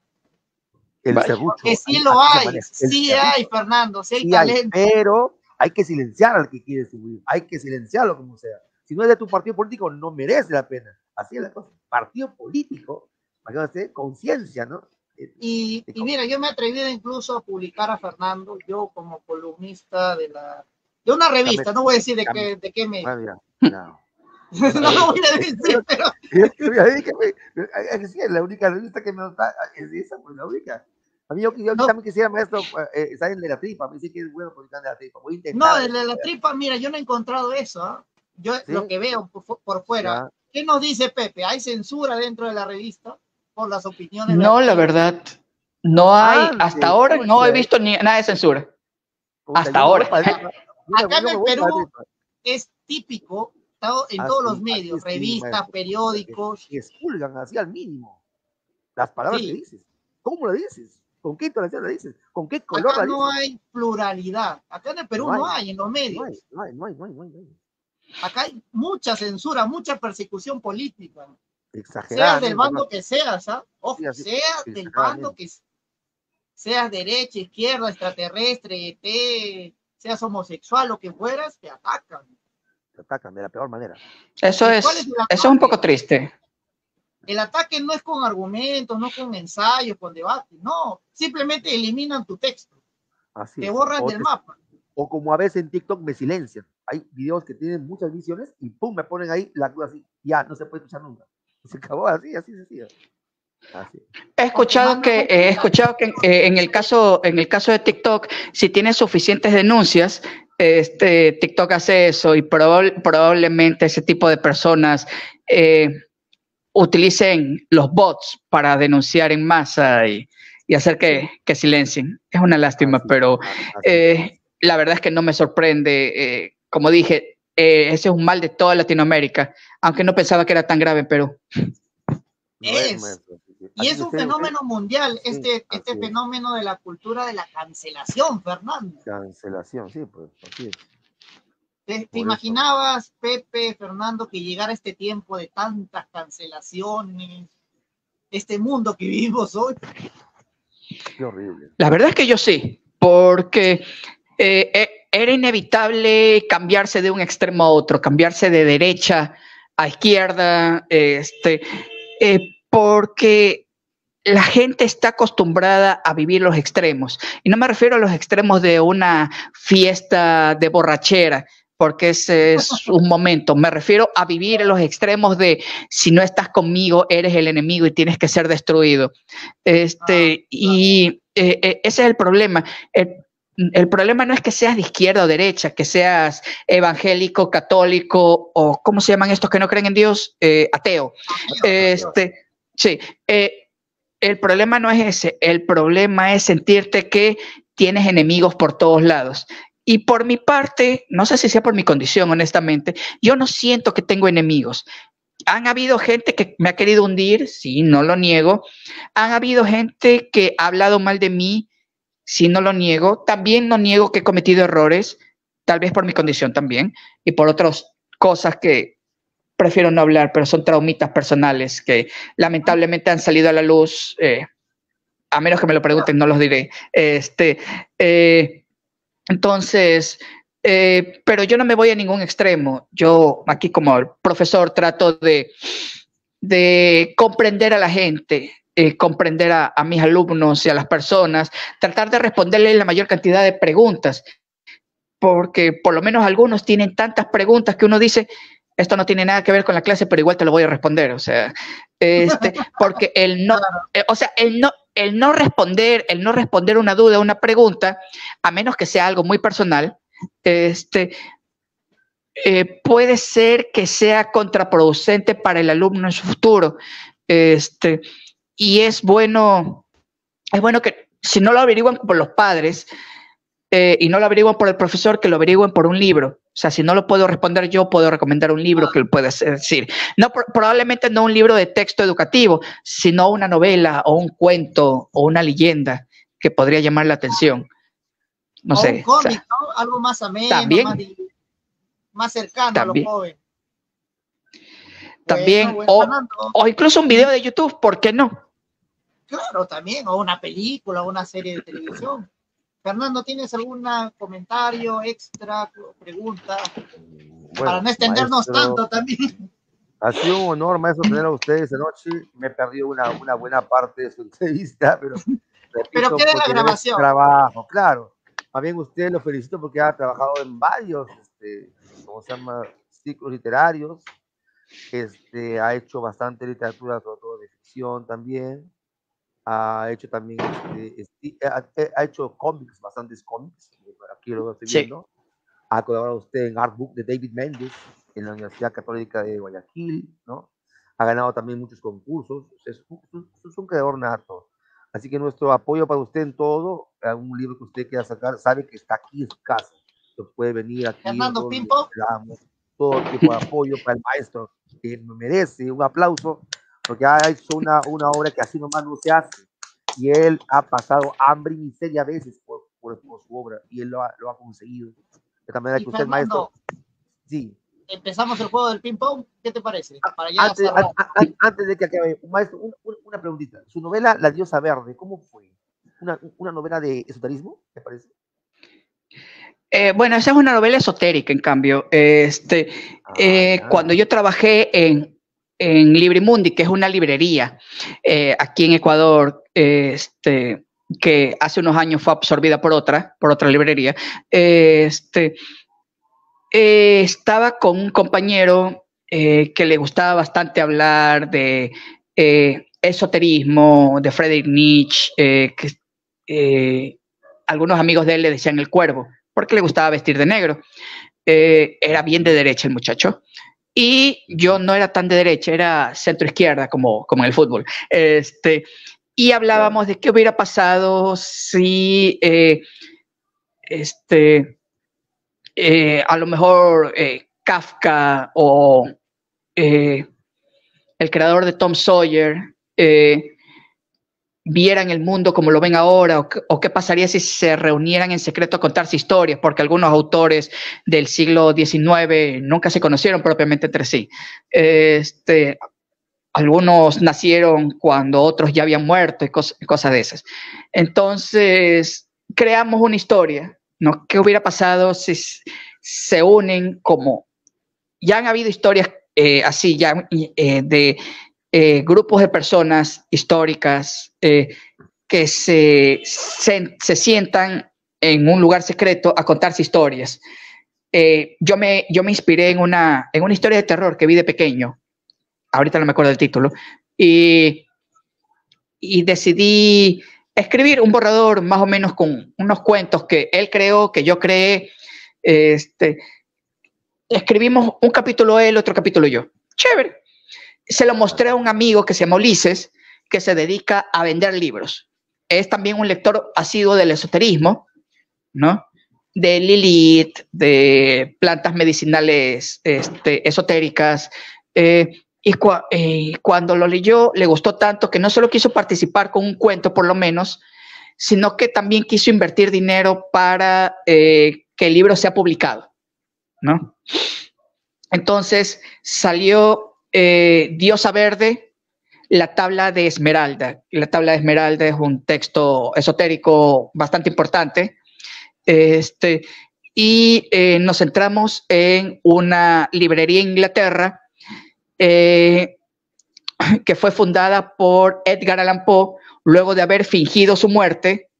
O sea, históricamente murió cierto año, los que conocen la vida de Edgar Allan Poe sabrán qué año, pero que él huyó a Inglaterra en secreto para fundar esa librería. Y dentro de esa librería hay una asistente que ella se dedica a enviar esas invitaciones a ciertos autores importantes. Uno de ellos es el que varios años después nacería como Howard Philip Lovecraft. Pero, este de aquí es la vida pasada de Lovecraft, o sea, un poco antes de que nazca como Lovecraft. Inclusive ahí está el autor francés Maupassant, no sé cómo se pronuncia, pero sí. Entonces ahí va contándose cuentos y la lectura puede ser, lee todo el libro con los cuentos, o si no quiere leer todo el libro, va buscando los cuentos y va leyendo solo los cuentos. Tiene 2 lecturas ese libro. Queremos hacer una secuela, pero por diferentes razones no ha salido, pero tal vez algún día. Esta propuesta de 2 lecturas me recuerda un poco a lo juguetón, a la propuesta lúdica de Cortázar con Rayuela. Cortázar, sí, pues, verdad. Justamente. No sé si lo han leído previamente, antes de publicar este libro, o sea, escuchar algo al respecto. Lo había leído, sí, porque, bueno, en la librería me llegaban casi todos los libros y a veces había mucha gente, pero otras veces era completamente muerto el lugar, entonces tenemos la oportunidad de leer los libros, de estar ahí sentados leyendo los libros en el mostrador, o en las esquinas donde no nos vigilaban las cámaras, nos poníamos a leer. Entonces pude leer ahí inclusive libritos de Saramago, que me terminé comprando, ensayos sobre la ceguera y ese tipo de cosas. Buenazo. Sí. Y obviamente me inspiré en los libros, pero para crear algo original, ¿no? Y en la película que les comenté, que spoiler, no son figuras históricas, sino fantasmas, por si acaso. ¿Película de los 80s, 90s? Era de los 80. Ya, Fernando, ¿tú la adivinas? Más o menos puedes intuir qué película es. A ver, ¿cuál será? Pues hay un montón. ¿Poltergeist? ¿Ves? Poltergeist.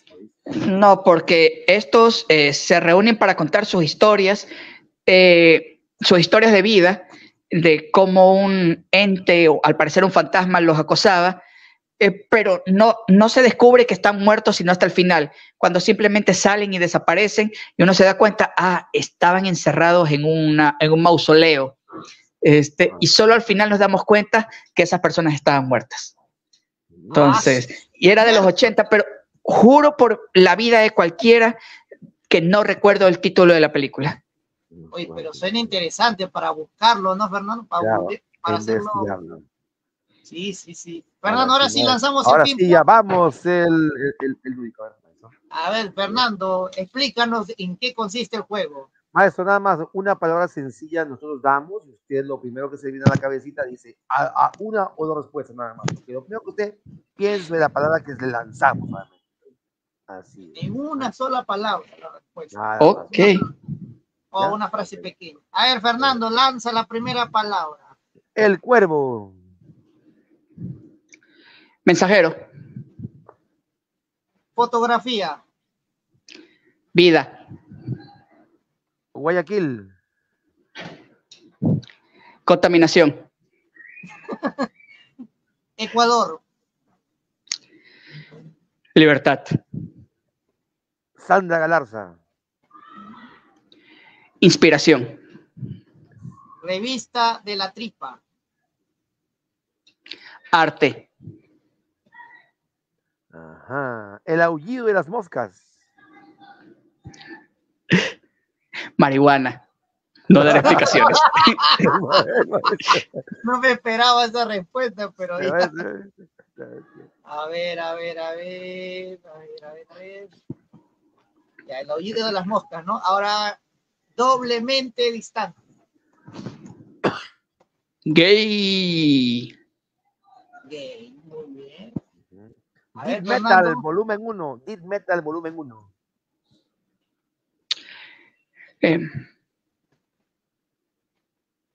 Está difícil esa.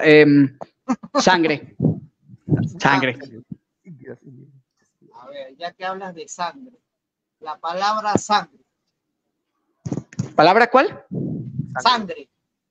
Ah. Vida eterna. La diosa verde y la tabla esmeralda. Vamos a ponernos más finos. Cannabis. Ah, mira, va fino, va fino. Fernando, ahora sí cerramos, ¿ah? ¿O tienes un ping-pong más? No, ya no. Cerramos, ya, a ver, vamos a cerrar en coro, ¿ah? Ya. Por último. Y no menos importante. José Núñez del arco. Del arco. De la cuadra. Arco de la cuadra. Sí. Ajá, de la cuadra. Esa es la palabra, tu nombre mismo. ¿Cómo se ve usted? Incomprendido. Mira, con una palabra nomás, Fernando. Suficiente, ya. Creo que esa palabra me parece resume todo este diálogo extenso. Me parece que sí. Cierto, quiero saludar a mi pariente lejano y no sé si esposa actual o ex esposa de Jaime Bailey, Silvia Núñez del Arco. Según la genealogía que me hicieron hace algunos años, los Núñez del Arco de Lima, todos son parientes míos.